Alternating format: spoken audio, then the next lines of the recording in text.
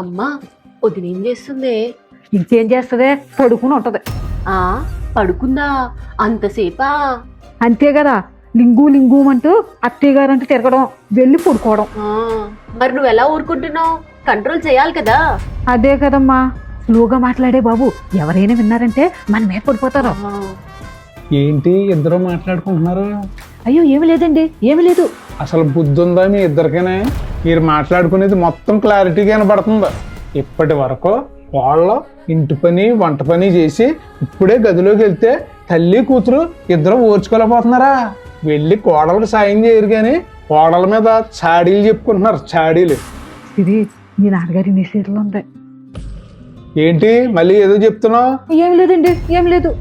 కుదిరితే కోడలకు సాయం చేయండి, అంతేగాని చాడీలు చెప్పుకుంటూ కూర్చోకండి. సరేనండి.